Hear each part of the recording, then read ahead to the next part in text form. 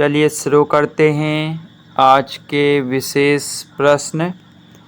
और पहला प्रश्न है, गदर पार्टी का नेता कौन था? ऑप्शन है भगत सिंह, लाला हरदयाल, बाल गंगाधर तिलक, वीडी सावरकर। सबको इसका आंसर पता होगा। गदर पार्टी का नेता था लाला हरदयाल। प्रश्न है, निम्नलिखित भाषाओं में से कौन सी एक ऑस्ट्रिक समूह की भाषा है? मराठी, लद्दाखी, खासी या तमिल? तो राइट आंसर है ऑस्ट्रिक समूह में आती है खासी भाषा। जनजातीय भाषाएं शामिल होती हैं ऑस्ट्रिक समूह में। आइए देखते हैं व्याख्या। विश्व में बोली जाने वाली भाषाओं को 4 खंडों और 13 भाषा परिवारों में बांटा गया है। भारत में मराठी, संस्कृत, पाली, अंग्रेजी, प्राकृत, अपभ्रंश, हिंदी, बंगला, गुजराती आदि भाषाएं यूरोपीय भाषा परिवार से संबंधित हैं, जबकि तमिल, तेलुगु, मलयालम, कन्नड़, गौड़, गोंड, ओराव, ब्राह्मी आदि भाषाएं द्रविड़ परिवार से संबंधित हैं। अब बात करेंगे ऑस्ट्रिक परिवार से कौन कौन सी भाषाएं संबंधित हैं। भारत में जनजातियों द्वारा बोली जाने वाली खासी, संथाली, मुंडारी तथा भूमिज भाषाएं ऑस्ट्रिक या आंग्रेयी भाषा परिवार की हैं। इसे ऑस्ट्रो एशियाटिक परिवार भी कहते हैं। इस भाषा परिवार का क्षेत्र है Thailand, Burma, Cambodia, Nicobar, Bihar, Bengal, Madhya Pradesh, Tamil Nadu और पूर्वोत्तर, यानी जहाँ जनजातीय ज़्यादा रहती हैं वहाँ इसका ज़्यादा विस्तार है। याद रखना है ऑस्ट्रिक समूह का। अब देखिए एक प्रश्न है, भारत के कच्चे रूपरेखा मानचित्र में दिखाए गए निम्नलिखित बंदरगाहों में कौन सा एक नदी तट के बंदरगाह है? तो सबसे पहले फर्स्ट नंबर में देखते हैं, ये है फर्स्ट नंबर और यहाँ है गुजरात। तो गुजरात में कौन सा है? गुजरात में है कांडला।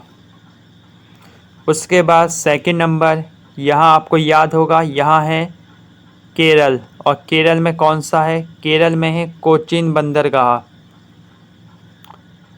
उसके बाद थर्ड, जो ये थर्ड साइट है ये है उड़ीसा की। उड़ीसा में कौन सा है आपको कमेंट करना है। और चौथा है आपका पश्चिम बंगाल। तो आपको बताना है पश्चिम बंगाल में कौन सा बंदरगाह स्थित है। तो आइए आपकी समस्या का समाधान करते हैं और व्याख्या की ओर चलते हैं।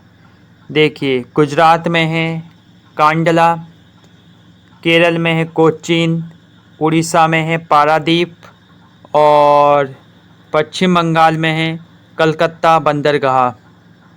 तो इस प्रकार हमने देखा, यहाँ है गुजरात कांडला, यहाँ है कोचीन, यहाँ है उड़ीसा यानी पारादीप बंदरगाह और चौथे नंबर पर है यहाँ कोलकाता बंदरगाह। और ये वही बंदरगाह है जो है हुगली नदी के तट पर स्थित। तो आपसे पूछा गया था निम्न में से कौन सा एक बंदरगाह नदी तट के किनारे स्थित है? तो वो है आपका कलकत्ता बंदरगाह। कलकत्ता नदी तटीय बंदरगाह है। इसका कारण ये है कि हुगली नदी पर स्थित है कलकत्ता बंदरगाह। तो इस प्रकार आपने देखा किस प्रकार के प्रश्न पूछा गया है। बहुत ही अच्छा प्रश्न है। उसके बाद है क्षुद्र ग्रहों के विषय में निम्न कथनों पर विचार कीजिए। तो करिए विचार। ऑप्शन है क्षुद्र ग्रह सूर्य की परिक्रमा, क्षुद्र ग्रह सूर्य की परिक्रमा करने वाले विभिन्न आकारों के चट्टानी मलबे हैं। क्या ये राइट है? उसके बाद है अधिकांश क्षुद्रग्रह छोटे हैं किंतु कुछ का व्यास 1000 किलोमीटर तक बड़ा है। क्या ये राइट है? उसके बाद है क्षुद्र ग्रहों की कक्षा बृहस्पति और शनि की कक्षाओं के मध्य स्थित है। तो क्या ये राइट है? तो यहाँ जो राइट है वो ये है कि क्षुद्र ग्रह सूर्य की परिक्रमा करने वाले विभिन्न आकार के चट्टानी मलबे हैं। पहला है राइट। उसके बाद अधिकांश क्षुद्र ग्रह छोटे हैं किंतु कुछ का व्यास 1000 किलोमीटर तक बड़ा है, ये भी राइट है। लेकिन ये है रॉन्ग, थर्ड वाला। क्षुद्र ग्रह की कक्षा बृहस्पति और शनि की कक्षाओं के मध्य स्थित है। क्षुद्र ग्रहों की कक्षा बृहस्पति और शनि की कक्षाओं के मध्य स्थित नहीं है, बल्कि बृहस्पति और मंगल की कक्षाओं के बीच स्थित है।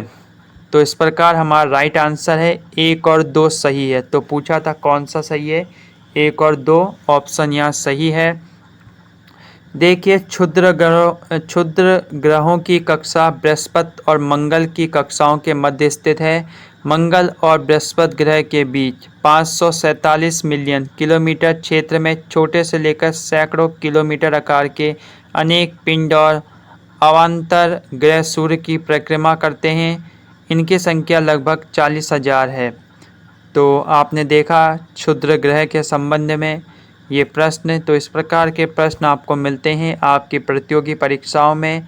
एक और प्रश्न है, अशोक के जो प्रमुख शिलालेख संगम राज्य के विषय में हमें बताते हैं उसमें शामिल हैं। संगम राज्य का नाम आपने सुना होगा, तो आपको बताना है अशोक का वो कौन सा प्रमुख शिलालेख है जिसमें उल्लेख किया गया है संगम राज्य का। पहला और 10वां, पहला और 11वां, दूसरा और 13वां, दूसरा और 14वां। तो राइट आंसर है ऑप्शन सी, दूसरा और 13वां। आइए इनके संबंध में भी देख लेते हैं। अशोक ऐसा प्रथम शासक था जिसने अभिलेखों के माध्यम से प्रजा को संबोधित किया तथा राजाज्ञाएं जारी की। अशोक के अभिलेख ब्राह्मी, खरोष्टी, अरमाइक तथा यूनानी लिपियों में मिलते हैं। इन अभिलेखों को सबसे पहले 1837 में जेम्स प्रिंसेप ने पढ़ा। अशोक के दूसरे और 13वें शिलालेखों में दक्षिण के संगम राज्य के विषय में हमें जानकारी मिलती है। कौन से दूसरे और 13वें शिलालेख में? द्वितीय शिलालेख में सीमांत राज्यों चेर, चोल, पांड्या, सत्यपुत्र एवं ताम्रश्री श्रीलंका का उल्लेख किया गया है। तो श्रीलंका का उल्लेख किसमें किया गया है? द्वितीय शिलालेख में। ये भी आपको ध्यान में रखना है। 13वां शिलालेख में दक्षिण के पांड्य आठविक राज्यों तथा 5 सीमांत यूनानी राजाओं का उल्लेख किया गया है जहां पर अशोक ने धर्म प्रचारक भेजे थे। उल्लेखनीय है कि 13वें शिलालेख में ही 261 ईस्वी पूर्व में कलिंग युद्ध का वर्णन किया गया है। तो इम्पोर्टेंट तो यही है कि किस शिलालेख में अशोक ने वर्णन किया है कलिंग युद्ध का। कलिंग युद्ध का वर्णन किया है 13वें शिलालेख में और कलिंग युद्ध हुआ था 261 ईस्वी पूर्व में।